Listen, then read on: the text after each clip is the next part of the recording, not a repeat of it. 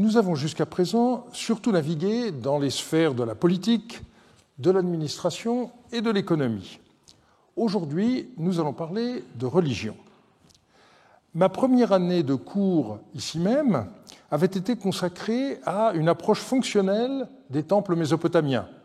Il n'y fut guère question de Marie. Certes, l'archéologie y a découvert de nombreux temples, mais ils datent pour la plupart du IIIe millénaire et n'ont pratiquement pas livré de texte. Le seul temple qui ait été fouillé pour notre période était voué au dieu Shamash, le dieu soleil, dieu de la justice, mais il a été retrouvé complètement érodé, de sorte que seules ses fondations ont survécu, et c'est là qu'on a découvert les fameuses briques avec l'inscription du roi Yardoudlim.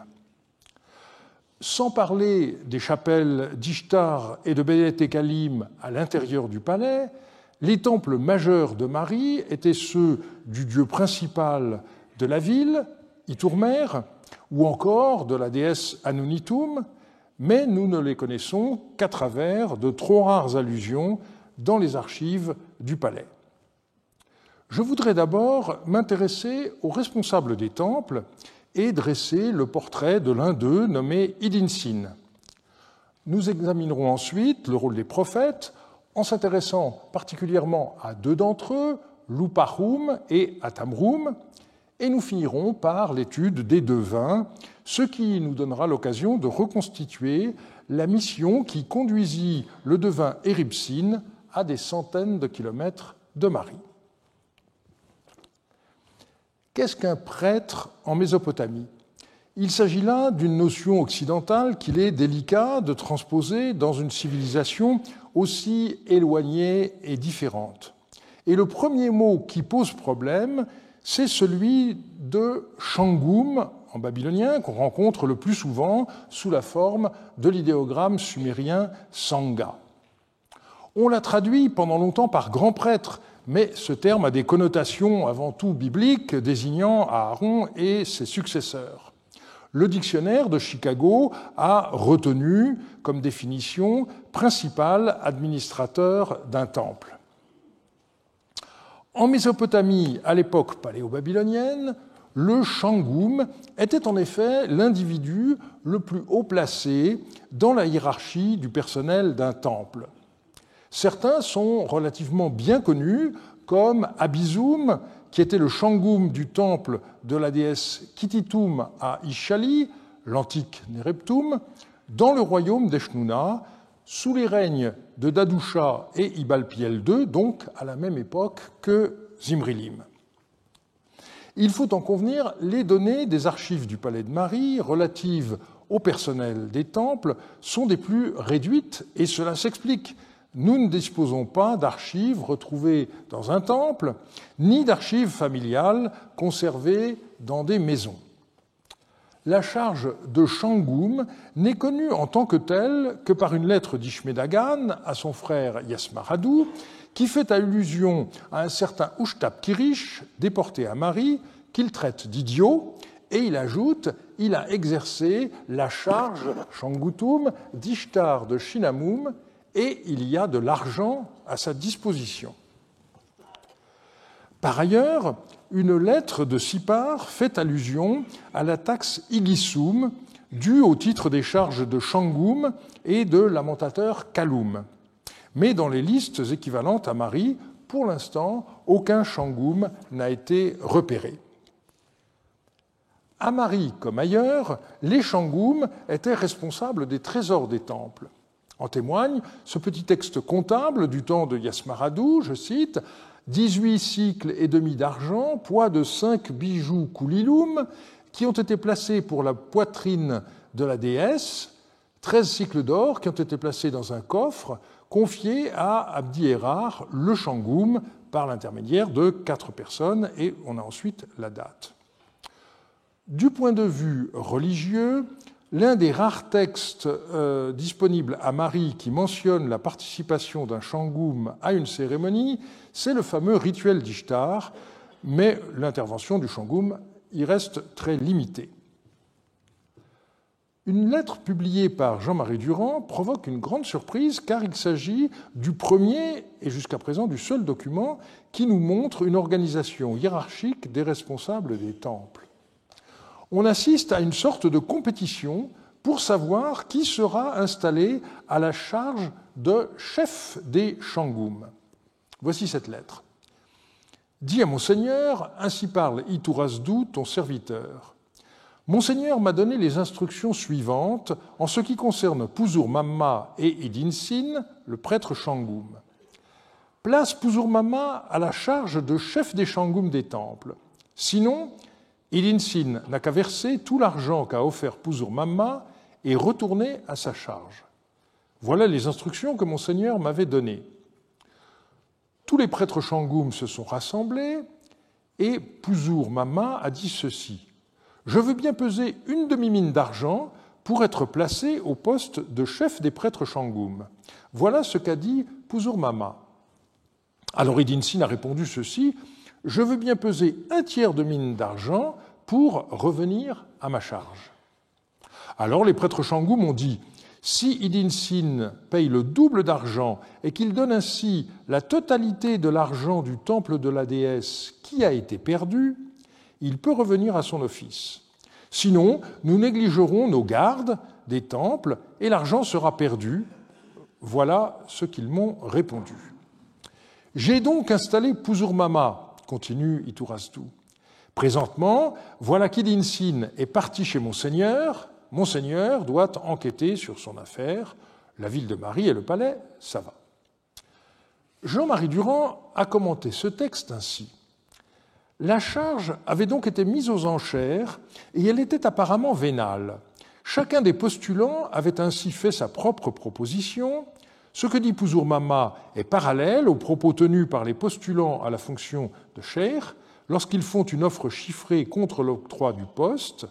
Devenir chef des Shangoum ressemblait donc à l'accession à une charge de responsabilité administrative comme gouverneur ou cheikh. Il fallait alors acquitter une taxe d'entrée en fonction, la chapitutum ou la sugagutum, quoique pour l'heure le terme de Shangoum ne nous soit pas encore attesté dans un tel sens. Voilà donc un autre parallèle entre l'administration des biens sacrés et celle du domaine royal. Que le chef des Shangoum soit nommé par décision royale n'est qu'un indice, qu'il en était de même pour les simples Shangoum, mais un indice d'une haute probabilité. On peut sans doute se représenter par la sorte de ferme à la tête de laquelle se trouvait le chef des Shangoum ce qui se passait au moindre niveau, celui des temples particuliers. J'avoue ne pas partager totalement ce point de vue. D'abord parce que je ne crois pas que la sugagutum ou la chapitutum soient des taxes d'entrée en fonction. Il me semble avoir démontré qu'il s'agit de redevances annuelles. Ensuite, parce que la lettre ARM 33-245 parle d'argent qui risque d'être définitivement perdu. Il me semble donc plutôt qu'Idinsin avait commis une erreur de gestion qui a entraîné une perte de 2/3 de mine d'argent. Puzur Mamma est prêt à en compenser une demi-mine sur ses fonds propres, alors que Idinsin renacle et se limite à la moitié de la perte. Le roi a décidé de démettre ce dernier, sauf s'il double son offre. Quoi qu'il en soit de ce débat, la lettre a le grand intérêt de montrer que les administrateurs des temples, les Shangoum, avaient un chef à leur tête. Une des responsabilités du chef des Shangoum, c'était de fixer le calendrier religieux, comme le montre cette lettre de notre Idinsin. Je cite, « Lorsque Monseigneur s'est mis en route, voici ce que j'ai dit à Monseigneur. Quel est ce mois-ci ? Monseigneur m'a répondu ceci. Ce mois-ci est Eburum. Donc, le mois présent est le mois d'Urahum. Ce 18, le pays se trouvera purifié. Le 22, entrera. Le 24, au petit matin, les sortiront. Le 26, à cet endroit, la déesse Ishtar sortira vers le marché. Le 28, le chariot du dieu Dagan ira au Haddatum. Que Monseigneur m'écrive ce qu'il doit en être. Cette lettre, lue hors contexte, n'est pas d'une compréhension très aisée. On se demande, mais pourquoi Idin Sin ignore-t-il le nom du mois? Et il est peu plausible que nous ayons affaire au plus ancien témoignage de la maladie d'Alzheimer. La suite de sa lettre montre le souci d'Idin Sin que les différents rituels soient accomplis au bon moment. C'est clair, même si le détail de chacun de ces rituels nous échappe. Jean-Marie Durand a donc proposé de situer cette missive au tout début du règne de Zimri-Lim. Elle témoignerait du passage du calendrier en vigueur sous Yasmaradou à celui que Zimri-Lim souhaitait réintroduire. Et nous retiendrons donc ce point très important: le chef des Shangoum était responsable du calendrier religieux et de l'accomplissement des différents rituels au moment approprié. Plus tard, dans le règne de Zimri-Lim, on voit d'ailleurs Idin Sin intervenir dans des livraisons d'huile pour les déesses d'Iritum et Anunitum lors des fêtes du Lachum. Parmi les rares informations que nous ayons à propos des Shangoum figure cette lettre de la reine-mère Aduduri que nous avons déjà lue lors du troisième cours. Idinili, Shangoum du dieu Itourmer, a eu un rêve. Il a dit « Dans mon rêve, la déesse Belet Biri se tenait debout et disait ceci. Voici ses paroles. La royauté est son moule à briques et la dynastie sa muraille. Pourquoi ne cesse-t-il de monter au créneau? Il lui faut se protéger. » Et Aduduri reprend la parole. « Maintenant, Monseigneur doit mettre tout son soin à protéger sa personne. » Vous vous rappelez sans doute que j'avais mis l'accent sur le souci de Aduduri pour son fils parti guerroyer.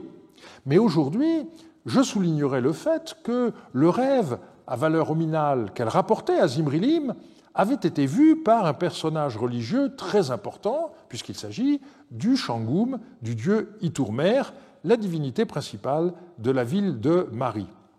Mais autrement, nous nous situons dans une pratique tout à fait courante. Toute personne qui avait vu un rêve relatif au roi était supposée le lui faire connaître, sauf exception.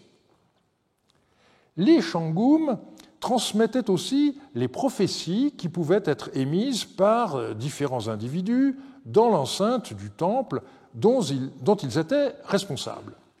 Et là, nous allons commencer par sortir de Mari. En effet, un cas très intéressant provient du royaume d'Eshnuna. On a retrouvé dans les archives du temple de Kititum à Nereptum 2 documents qui transcrivent des prophéties de cette déesse concernant le roi Ibalpiel. Comme l'avait justement souligné William Moran, il ne s'agit pas de lettres, mais de prophéties mises par écrit et pourvues d'une annotation initiale indiquant le destinataire de la prophétie, le roi local. Ce sont les 2 seuls cas que nous connaissions de transcription de prophéties effectuées dans un temple et archivées dans celui-ci. Alors, comme toujours, on n'a que ces 2 exemples, donc on ne peut pas être sûr que c'était une pratique habituelle, mais il n'y a en revanche pas de raison d'imaginer que c'était quelque chose d'exceptionnel. C'est l'indice d'une attention systématique prêtée aux propos tenus par les différentes catégories de personnel susceptibles de prophétiser dans l'enceinte d'un temple. Et le caractère fondamentalement oral de la prophétie est souligné par la fin du message où la déesse Kititum dit au roi « Que ton attention, littéralement ton oreille, soit tournée vers moi ». On peut penser que le Shangoum du temple de Kititum avait agi de la même manière que son collègue du temple d'Anunitum à Mari. Celui-ci, qui se nommait Ahum, envoya à Zimri-Lim une lettre dans laquelle il citait la prophétie d'une extatique Mukhutum. Alors l'affaire est compliquée par l'absence du roi. Zimri-Lim avait en effet quitté à ce moment-là sa capitale pour combattre la révolte des Benjaminites. Du coup, le gouverneur de Mari, Bardilim, envoya au roi la lettre du Shangoum Ahum avec un mot d'accompagnement. Dans ARM 26.1.213, c'est la reine Shiptu qui transmet au roi absent la prophétie d'un personnage qui a eu une transe dans le temple d'Anunitum. On ignore comment elle a été tenue au courant de cette prophétie, mais il est très probable que c'est le grand prêtre d'Anunitum qui l'en a informé. Dans un autre cas analogue, elle mentionne au contraire l'intervention du Shangum Ahum, et vu la formulation du texte, il paraît clair que celui-ci lui a rapporté la prophétie sous forme orale. Mais dans tous les cas, rien n'exclut que le Shangum d'Anunitum ait gardé une trace écrite de toutes ces prophéties. Inversement, on peut penser que le Shangum du temple de Kititum a informé le roi d'Eshnuna des prophéties le concernant, mais à ce moment-là, la lettre se trouve quelque part dans la capitale, Eshnuna, et les deux documents qu'on a retrouvés à Nereptum ne sont que des documents écrits antérieurement à l'éventuelle rédaction de telles lettres. Et donc, si l'utilisation combinée des témoignages de Nereptum et de Marie qu'on vient de faire est juste, on pourrait en conclure que les prophéties émises dans l'enceinte d'un temple étaient d'abord écoutées, puis mises par écrit pour être archivées par le grand prêtre Shangum, et ensuite on pouvait envoyer une tablette à la personne concernée, reproduisant les termes entendus dans la bouche du prophète, ou bien on pouvait se contenter de transmettre le contenu de la prophétie par oral, et donc on aboutit aux deux schémas possibles que vous pouvez voir à l'écran. Il faut ajouter un dernier élément, c'est que lorsqu'un prophète énonçait un message du Dieu devant la statue de culte de celui-ci, eh bien, l'audience de la prophétie était limitée aux personnes qui pouvaient pénétrer au cœur du temple, et cela explique sans doute le rôle crucial du Shangum dans la transmission des prophéties. J'en viens donc aux prophètes eux-mêmes. Pendant longtemps, on a cru que le prophétisme était un phénomène religieux propre à la Bible hébraïque. Marie a largement contribué à montrer que dans ce domaine, comme dans bien d'autres, les pratiques attestées par la Bible s'enracinaient dans un contexte proche-oriental plus ancien. Il faut noter que dans les textes de Marie, on a affaire à un personnel spécialisé. Il existait deux catégories, apilum, littéralement répondant, ou muchum, littéralement extatique, avec leur équivalent féminin apiltum ou muchutum. On n'est plus le 8 mars, mais il y avait en effet des contreparties féminines. On avait féminisé ces deux noms dans la langue babylonienne. Si le terme de muchum est attesté en akkadien à d'autres périodes, en particulier à l'époque néo-assyrienne, en revanche, apilum est propre à la période paléo-babylonienne. Et la question est de savoir qu'est-ce qui différencie ces deux catégories. Ça n'est pas facile à établir. Ça n'est manifestement pas leur genre de vie. Les deux catégories sont rattachées au culte d'une divinité et généralement mentionnées en rapport avec un temple. Mais on constate généralement que les discours des apilum sont plus longs et surtout beaucoup plus élaborés que ceux des muchum. Des muchum, on nous dit souvent qu'ils crient ou qu'ils entrent en transe. Et souvent, ils se dressent devant la divinité lors d'un sacrifice et font une brève déclaration. Parfois, le muchum se livre à une gesticulation symbolique. On a par exemple un extatique de Dagan qui réclame au gouverneur de Sagaratum un agneau qui se tient à la grande porte et qui se met à dévorer la bête toute crue. Dévorer se dit akalum en babylonien, et on a un mot dérivé, ukultum, qui désigne la peste, et par ce geste, eh bien, il annonçait l'arrivée d'une peste si des biens sacrés qui avaient été volés n'étaient pas restitués. On voit d'ailleurs entrer en transe d'autres personnes que le muchum, comme la sinum, ou même de simples particuliers, et donc ce trait rapproche ce genre de vaticination du statut du rêve ou de la vision. De sorte que le seul véritable prophète professionnel, porte-parole officiel de la divinité, me semble être l'apilum. Et on va donc étudier 2 apilum successivement. Le premier se nommait Luparum. Il effectua une mission complexe au moment où Zimrilim songeait à conclure la paix avec Eshnouna. Et la mission qu'il effectua peut être très précisément datée du 7e jour, du 8e mois de la 5e année de Zimrilim, grâce à un texte économique, un cycle d'argent, selon les poids du marché, pour Luparum, le prophète apilum du dieu Dagan, lorsqu'il est allé à Toutoul. Nous savons qu'à cette date, Zimrilim ne s'était pas encore engagé vis-à-vis du roi d'Eshnouna, alors que ce dernier avait déjà prêté un serment d'alliance. Ce Luparum arrive de Toutoul à Mari. Zimrilim n'est pas dans sa capitale, et c'est donc Samétar qui accueille Luparum et qui rend compte par lettre à Zimrilim de la mission du prophète. ARM 26.1 199 est reconstitué par 2 morceaux jointifs. C'est un des plus beaux raccords que j'ai effectués dans ma carrière, mais c'est un texte effroyablement difficile. Jean-Marie Durand a changé plusieurs fois d'avis sur son interprétation, et donc je ne vais pas discuter toutes les interprétations possibles, je vous donne celle à laquelle actuellement je m'en tiens. Voici ce texte. « Dis à mon Seigneur, ainsi parle Samétar, ton serviteur. Luparum, prophète apilum de Dagan, m'est arrivé de Toutoul.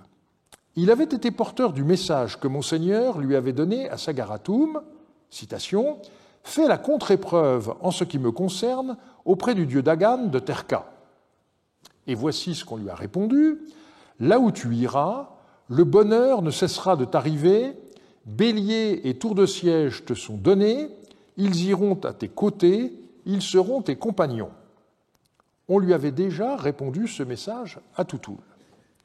J'interromps la citation.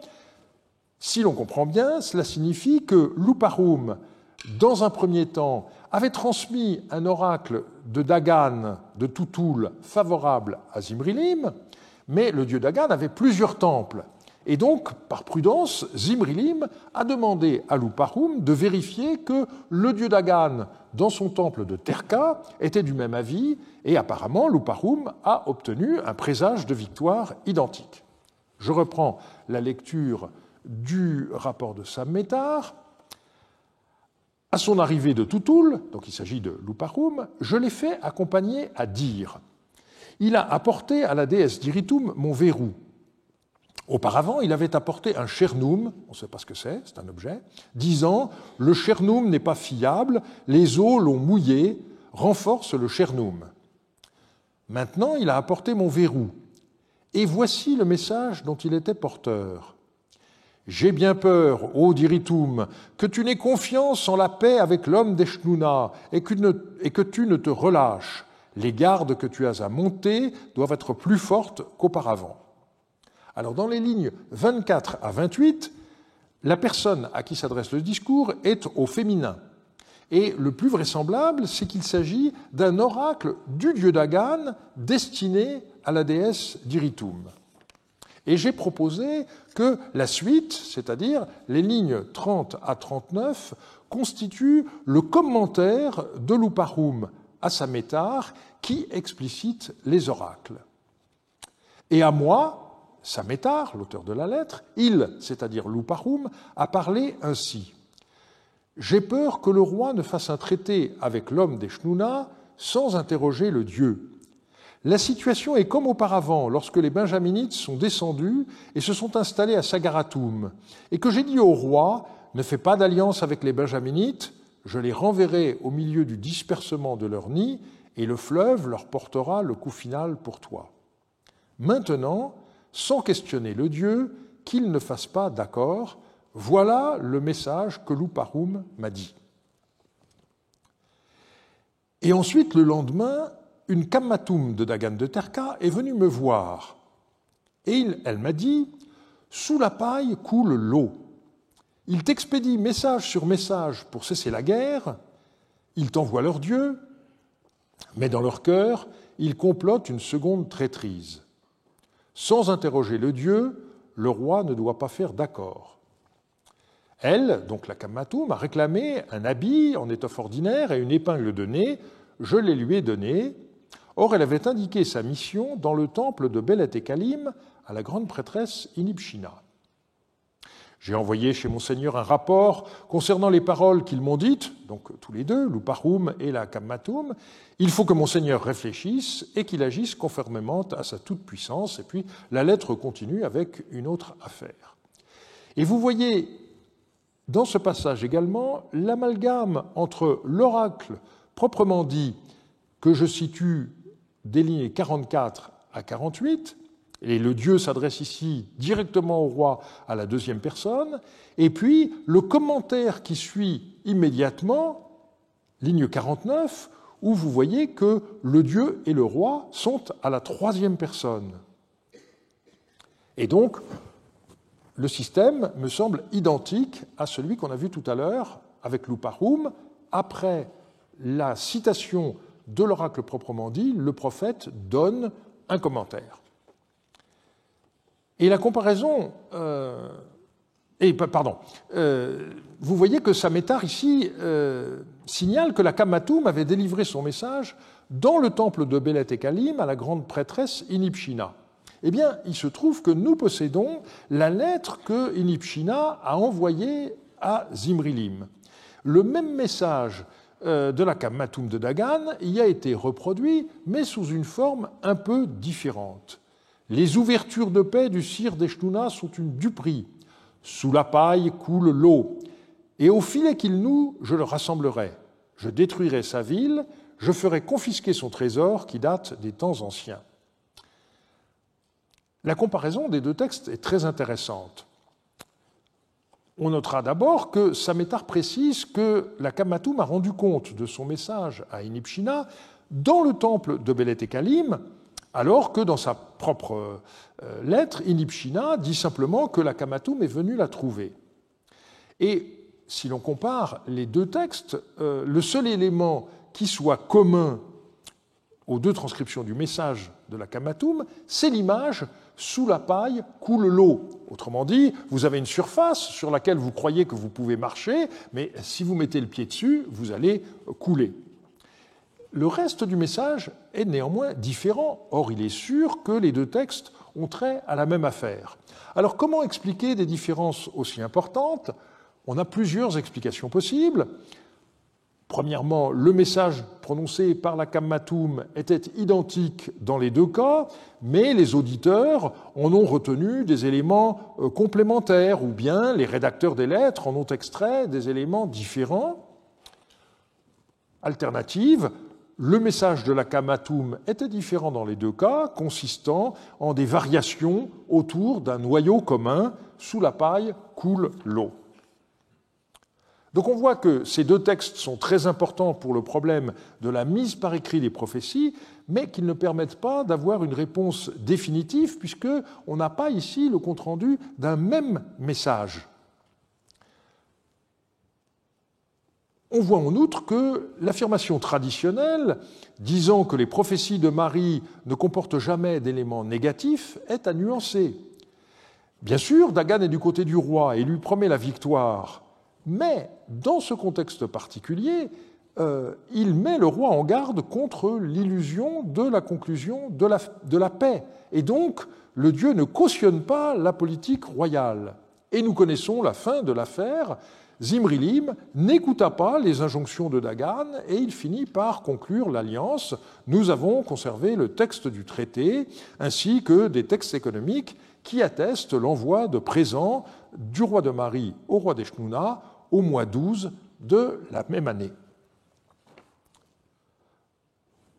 Un autre portrait de prophète peut être dressé grâce à une lettre de Yassimel. Celui-ci était alors le général chargé des troupes envoyées par Zimrilim à Andarig dans le cadre de l'alliance qu'il avait conclue avec le roi local. La lettre du militaire commence par traiter différentes affaires et s'achève par un dernier sujet.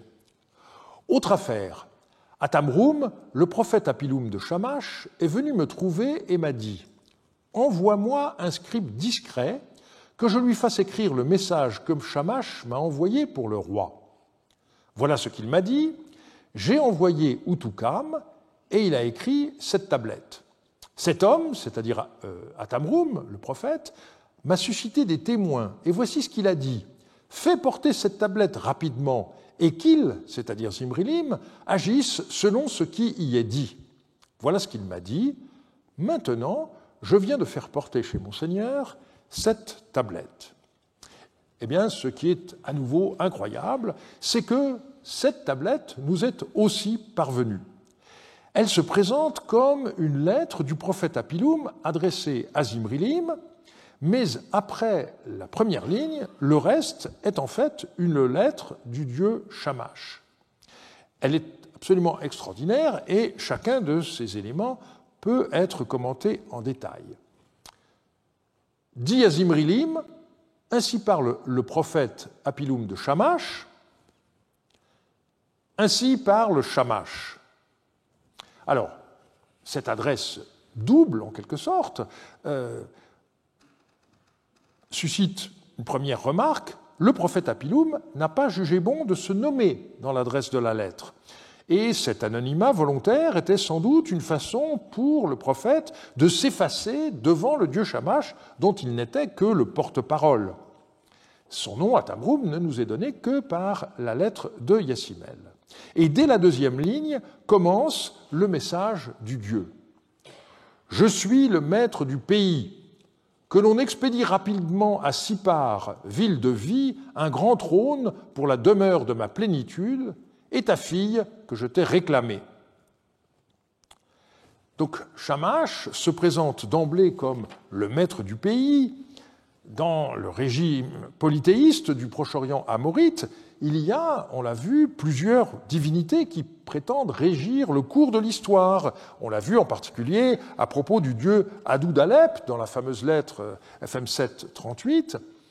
Ici, Shamash prend la parole d'abord parce qu'il est la divinité principale d'Andarig, où se trouve le prophète. Et il commence par évoquer ce qui lui revient. Pardon. Et donc, il réclame d'abord qu'on lui envoie un grand trône à Sipar, où se trouvait le principal temple du dieu Shamash. Nous n'avons pas la trace dans les archives de la fabrication d'un tel objet. Et puis Shamash exige également l'envoi d'une fille de Zimrilim, manifestement pour qu'elle entre dans le cloître de Sipar comme religieuse Naditum. C'était un phénomène assez courant, de nombreuses princesses babyloniennes ayant connu ce sort. Et on peut se demander si ces deux exigences ne sont pas déjà le signe du désir des Babyloniens de soumettre Andarig à leur hégémonie, ce qui devait arriver peu après. Shamash rappelle alors à Zimrilim que s'il a remporté la victoire, il ne doit pas montrer d'ingratitude envers les dieux qui l'ont soutenu. Et donc, il ne se contente pas d'exiger des offrandes pour lui-même, il intervient également en faveur d'autres dieux, et je reprends la citation. « Présentement, les rois qui t'ont affronté et t'ont pillé sans cesse se sont soumis à ton pouvoir. Maintenant, le bûcher, un terme qu'on ne comprend pas très bien, t'a été donné dans le pays. Or, en ce qui concerne la part consacrée du dieu Adou, à propos de laquelle, par Kanisanoum, avant la défaite des ennemis, je t'avais écrit, cette part consacrée tout entière, réunis-la et qu'on la porte à Alep au temple d'Adou. Ce dont Kishtidagan, le prophète Apilum, t'avait parlé, donne-le, afin qu'il, le dieu Adou, t'envoie ce qui sera ton et ta vie. » Donc le premier dieu en faveur duquel Shamash intervient, c'est Adou d'Alep. Et on note au passage que Shamash avait déjà écrit à Zimrilim par l'intermédiaire d'un autre Apilum, ce prophète se nommant Kanisanoum. Alors, les lignes 19 à 22 sont malheureusement mal conservées. Jean-Marie Durand avait d'abord compris qu'il y était question du dieu Dagan, Mais il serait étonnant que le lieu où se trouve son temple ne soit pas mentionné, alors que pour Adou, on nous dit qu'il s'agit d'Alep, et vous allez le voir, plus bas, on parle du temple du dieu Nergal à Rupshaloum. Et donc, il vaut mieux suivre, me semble-t-il, la restauration alternative qu'il avait proposée et comprendre qu'il est fait ici mention de l'intervention d'un prophète à Piloum qui se nommait Kishti Dagan. Donc il n'est pas question des présents à faire au dieu Dagan, il est question d'un nom propre de quelqu'un qui s'appelle Kishti Dagan. La lettre se poursuit ainsi.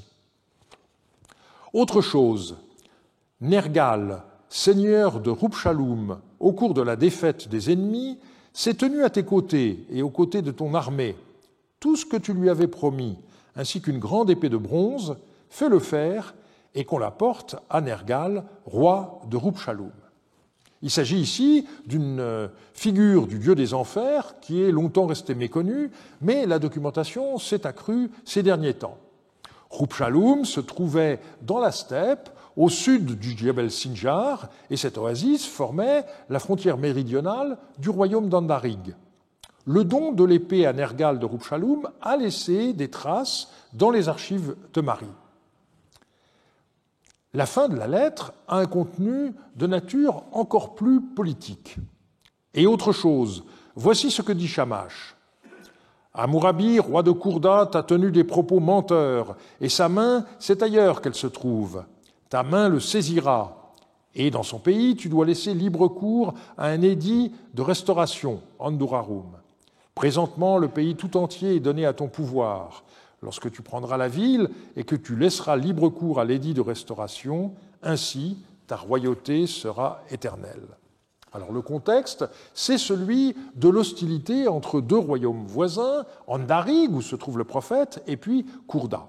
Et le dieu promet à Zimrilim, allié d'Andarig, qu'il remportera la victoire sur Hammurabi de Kourda, et en contrepartie, il devra proclamer un édit de justice. Vous n'oubliez pas que Shamash, Dieu Soleil, est aussi le dieu de la justice, et en l'occurrence, il lui réclame un édit de restauration des biens et des personnes à leur statut initial, et pour des détails sur l'Anduraru, je vous renvoie au cours de l'année dernière.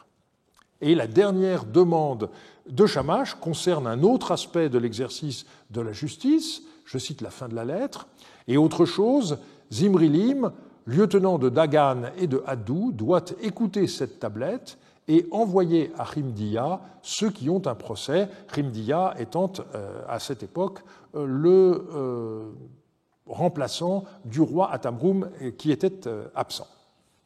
Et nous pouvons maintenant revenir à la lettre de Yassimel par laquelle nous avons commencé le dossier. Nous avons maintenant pris connaissance de la lettre dictée par le prophète et on comprend mieux la procédure inhabituelle qu'il a imposée à Yassimel. Manifestement, le prophète se méfiait du général Mariotte.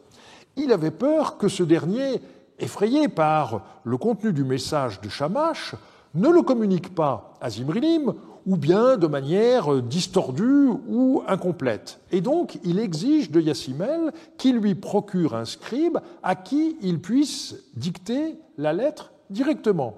C'est le seul cas où nous soyons sûrs d'avoir les ipsissima verba, les mots mêmes du prophète. Et puis, le prophète remet ensuite la tablette, certainement sous enveloppe, comme c'était la coutume à l'époque, nous l'avons vu, devant témoin à Yassimel, de façon que celui-ci soit contraint de la faire suivre au roi de Marie, sans en connaître le contenu, raison pour laquelle le prophète souhaitait un scribe discret. Et Yassimel s'exécuta. C'est pour cela que nous possédons à la fois la lettre du prophète à Piloum et la lettre du général Mariotte, et même sans connaître les subtilités de la paléographie, vous voyez bien que l'écriture cunéiforme des deux lettres n'est pas exactement identique. Les deux lettres n'ont pas été écrites par la même main. Si vous avez des doutes, vous me faites confiance. Alors, je me suis limité à ces deux figures, Luparum et Atamrum. mais elles sont bien entendu très loin d'épuiser tout le dossier de la prophétie à Marie. La bibliographie est très abondante, mais il est temps de passer au devin. Nous avons déjà eu l'occasion d'étudier un devin, et pas des moindres, lors du cours du 17 février consacré à Ascudum. Mais c'était un cas un peu particulier, vous vous rappelez, et donc je voudrais aujourd'hui m'intéresser à des devins ordinaires, si je puis dire. Il faut commencer par souligner une caractéristique essentielle. Quoique leur travail soit de nature éminemment religieuse, ils n'étaient pas rattachés à des temples. Ils travaillaient pour des clients, et leur rémunération était constituée par les moutons qui leur étaient envoyés de façon qu'ils en examinent les entrailles. Il semble bien que le reste de l'animal leur revenait une fois leur examen effectué. Alors la technique reine à l'époque, c'était ce qu'on appelle l'hépatoscopie, c'est-à-dire l'examen du foie. Au moment où l'on sacrifiait le mouton, on posait une question aux dieux concernant l'avenir d'une personne ou d'un groupe. Et on pensait qu'à ce moment-là, les dieux écrivaient leurs réponses par le biais de signes à la surface du foie de la bête sacrifiée, et c'était le rôle des devins d'interpréter ces signes. En 1988 a été publié un texte de Marie sans parallèle dans toute la documentation disponible sur les activités des devins mésopotamiens. C'est le serment que les devins devaient prêter lorsqu'ils entraient au service du roi de Marie. Je cite ce texte. « Lors de la prise de présage pour Zimrilim, mon Seigneur, lors d'une extispicine, tout ce qui se produira et que je verrai, ou bien lors d'une prise de présage pour un simple particulier, lors d'une extispicine, tout ce qui se produira et que je verrai, le mauvais présage défavorable, tout ce que je verrai, je ne manquerai pas de le dire à Zimrilim, mon Seigneur, et je ne le cacherai pas. Le mauvais oracle défavorable qui se produira et que je verrai lors de la prise de présage pour Zimrilim, mon Seigneur, dans une naissance anormale ou lors d'un phénomène ismoum, je ne le dirai pas à n'importe qui.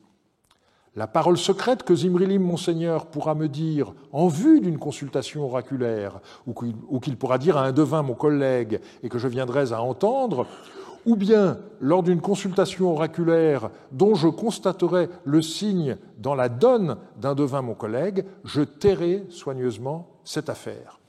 Alors j'ai proposé que ce texte ne reflète pas une situation ponctuelle, mais qu'un tel engagement ait été souscrit par tout devin entrant au service de Zimrilim.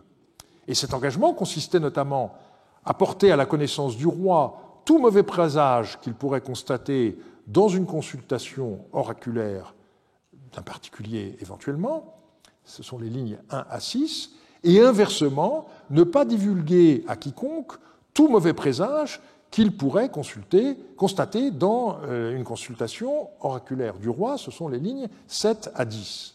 Et finalement, le devin s'engageait à ne pas divulguer les sujets sur lesquels le roi souhaitait avoir la réponse des dieux, lignes 11 à 16, puisque en posant une question aux dieux, bien entendu, le roi dévoilait ses futurs plans, en particulier en matière diplomatique ou militaire. Dans la suite du texte, le devin devait refuser de prendre les présages pour des gens qui prépareraient une rébellion, ligne 17 à 21, et dans un cas de ce genre, à avertir le roi. Je cite. « L'affaire par contre d'un quidam, quel qu'il soit, qui tiendrait des propos hostiles, en voulant que ce ne soit pas connu, voudrait attaquer mon Seigneur, et ferait faire des présages en vue d'une mauvaise rébellion ou de l'assassinat de Zimrilim, mon Seigneur, je ne prendrai en rien les oracles pour ce quidam, quel qu'il soit. D'autre part, le fauteur de mauvaise rébellion contre la vie de Zimrilim, mon Seigneur, ce qu'il dirait en vue d'une consultation oraculaire à moi-même ou bien à un devin, mon collègue, que j'entendrai ou bien verrai lors d'une consultation oraculaire dans la donne d'un devin, mon collègue, je jure que je ne le cacherai pas, mais que le jour même, je le dirai à Zimrilim, mon Seigneur, ou le lui écrirai.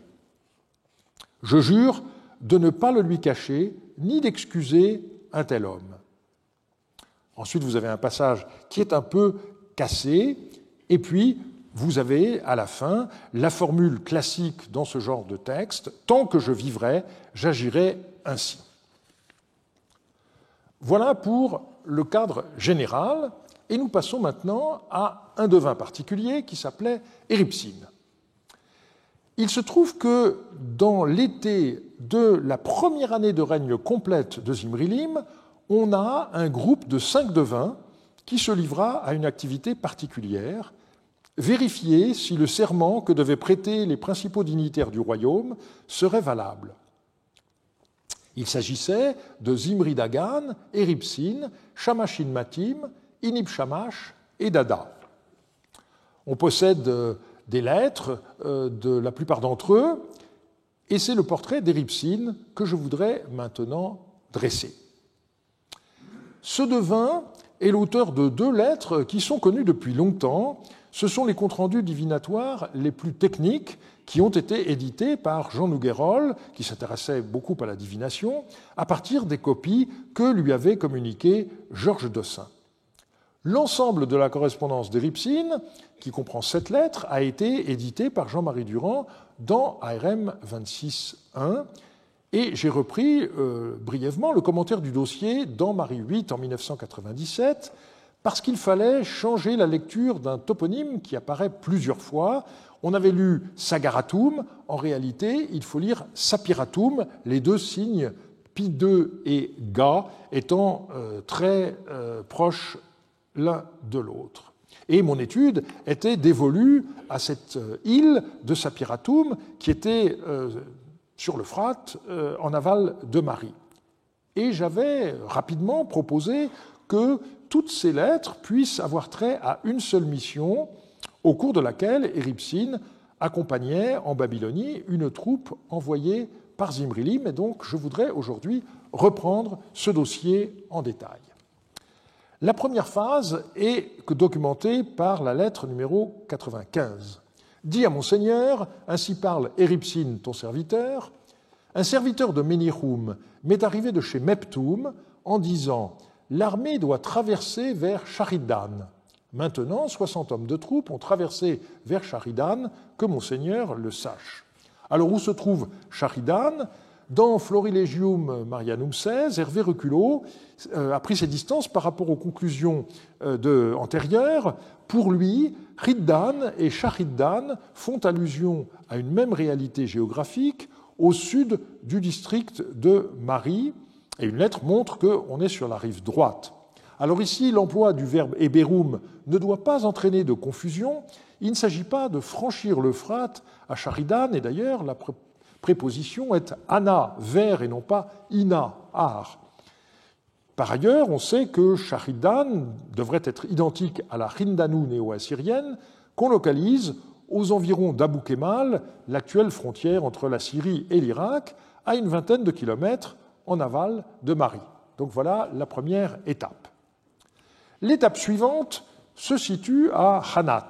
C'est une île sur l'Euphrate, aujourd'hui engloutie par le lac du barrage de Haditha, et malheureusement, les fouilles de sauvetage n'ont pas réussi à atteindre les couches du 2e millénaire avant notre ère, de sorte qu'on doit s'en tenir aux données textuelles.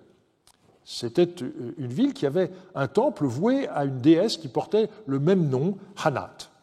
Et cette étape est documentée par la lettre suivante. Avant mon départ, Monseigneur m'a donné les instructions suivantes. Gagne Hanat et fais l'interrogation oraculaire à Hanat afin que l'armée aille à Sapiratum. Selon les instructions de Monseigneur, ce jour même, j'ai pris les présages pour Sapiratum, puis il y a une lacune. Un tel m'a écrit en ces termes.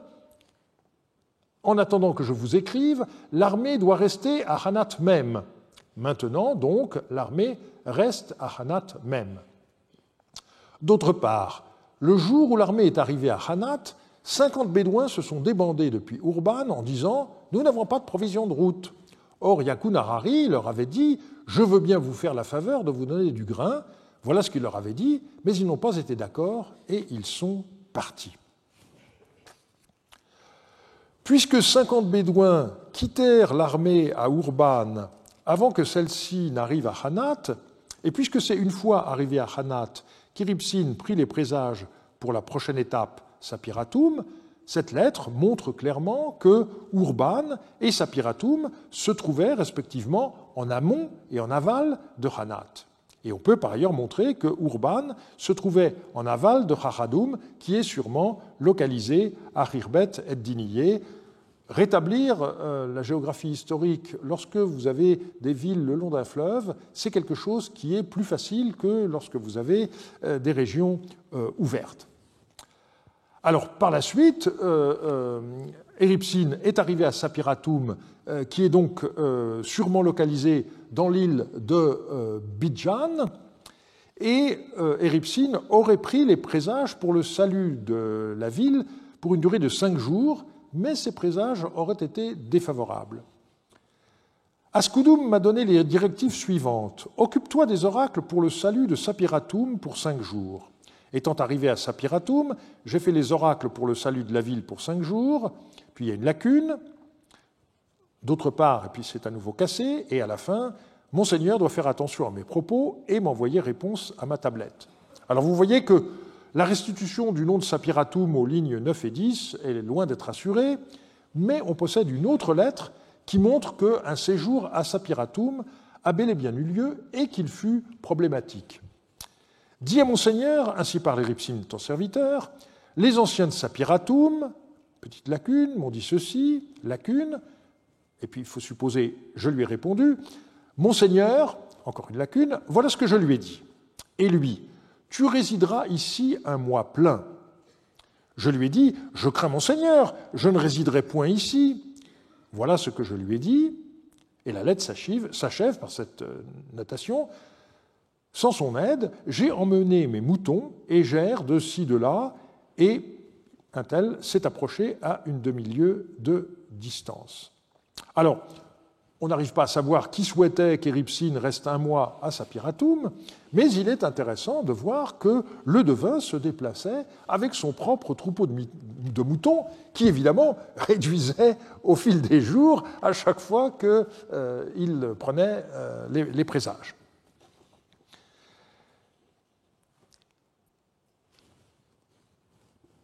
Après un arrêt à Hanat et un autre à Sapiratoum, la troupe arriva ensuite à Yablia, qu'on peut maintenant localiser avec certitude à Al-Judafiya.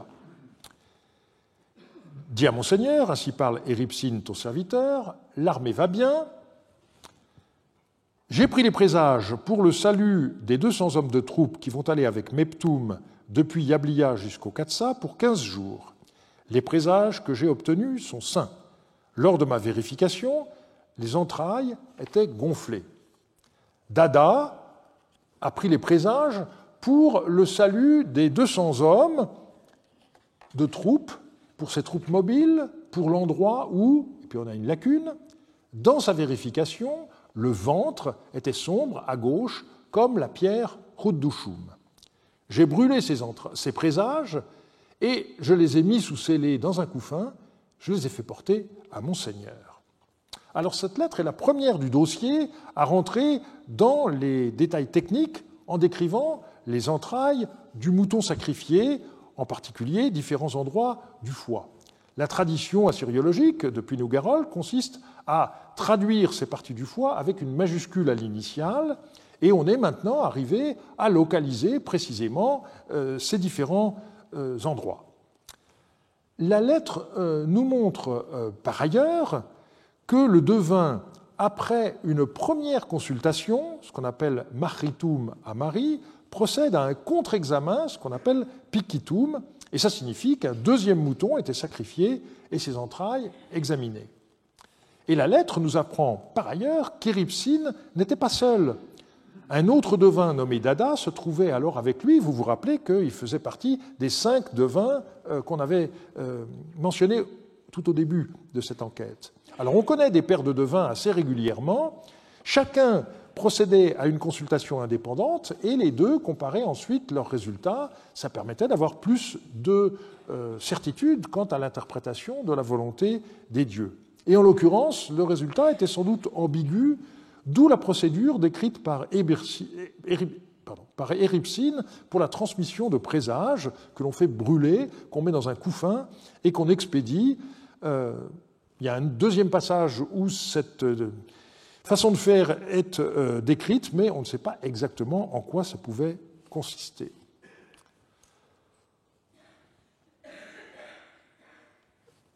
au numéro 100 bis, la troupe se trouve à Khalkhala, en aval de Sipar. Donc on est maintenant dans le royaume de Babylone, et Érypsine continue à tenir le roi au courant. En ce qui concerne la prise de présage concernant le salut de l'armée, à propos de quoi Monseigneur m'a donné des instructions, j'ai traité un agneau tsupoum dans la ville de Khalkhala, en aval de Sipar.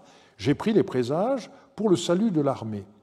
Dans ma première interrogation, le regard était là, le chemin était là, la demeure de gauche était fendue en deux, etc. À partir de la ligne 17, lors de ma contre-épreuve, puis il y a une lacune, il y a encore des descriptions de parties de foi, et ça se termine par l'indication « les présages que j'ai obtenus étaient sains ». Donc vous retrouvez ici l'indication que le devin a sacrifié 2 moutons, dont il a examiné les entrailles successivement, mais il ne s'arrête pas là,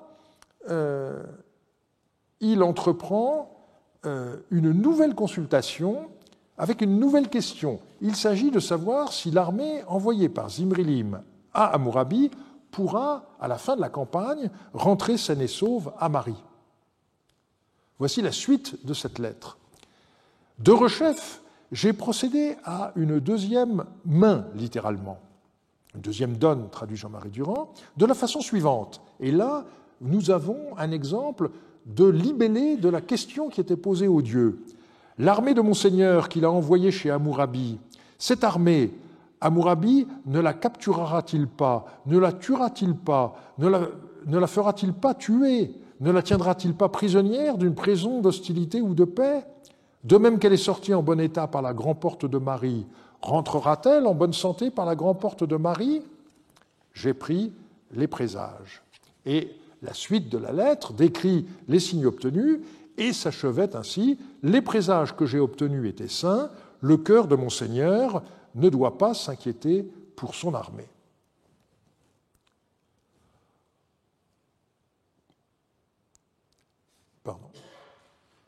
Au-delà de Khalkhala, quelle était la destination de la troupe qu'Érypsine accompagnait?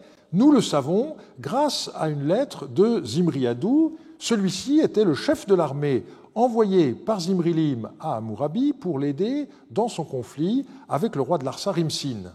Et dans une lettre rédigée sous les murs de Larsa qui venait de tomber, Zimri-Adou raconte à Zimrilim, d'abord, comment il ne peut pas se procurer le lapis-lazuli que le roi lui avait demandé. Vous voyez la séance sur le commerce. Et puis la lettre se poursuit ainsi. Érypsine le devin m'a dit ceci. Le roi m'a donné l'ordre suivant. Tiens-toi avec les devins babyloniens et envoie-moi le résultat des consultations. Voilà ce que m'a dit Érypsine. Et quand je lui dis à Hammurabi, Hammurabi m'a répondu s'est approché de moi, j'ai fait faire une seule consultation, mais je n'ai pas recommencé et je ne ferai plus désormais procéder à d'autres consultations. Voilà ce que Hammurabi m'a répondu.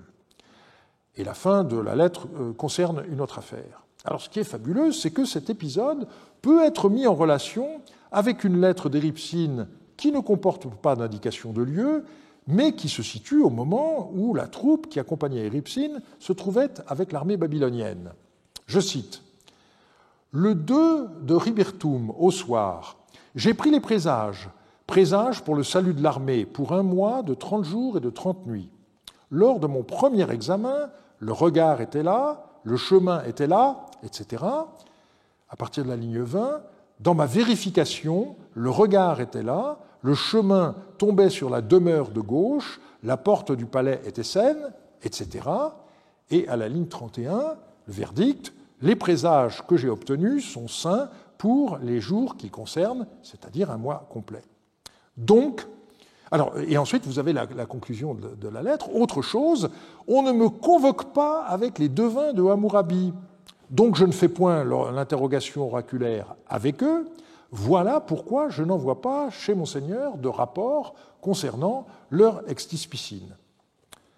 Et donc vous voyez que la fin du texte est importante. C'est un gros problème lorsque vous avez des contingents alliés qui coopèrent de savoir si les renseignements les plus secrets doivent être partagés. Alors aujourd'hui, le problème, c'est les observations par satellite. À l'époque, c'était les consultations des devins. Et vous voyez ici que eh bien, c'est chacun pour soi.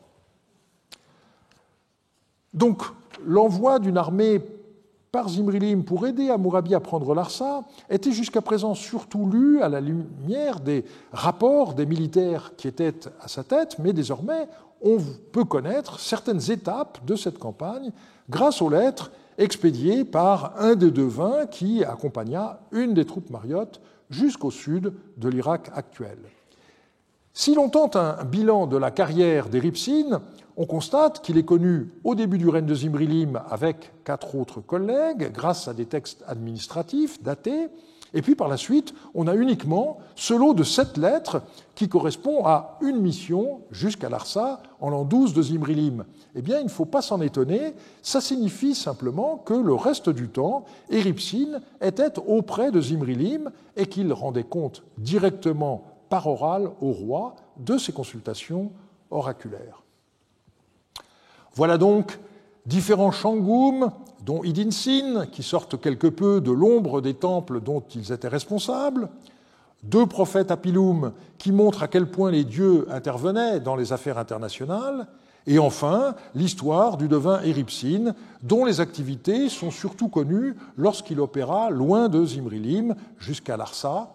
Une fois de plus, on constate à quel point être à proximité de la personne royale conduit à demeurer méconnu des historiens, et c'est ce que, en sens inverse, l'examen de quelques gouverneurs provinciaux confirmera la semaine prochaine. Je vous remercie de votre attention.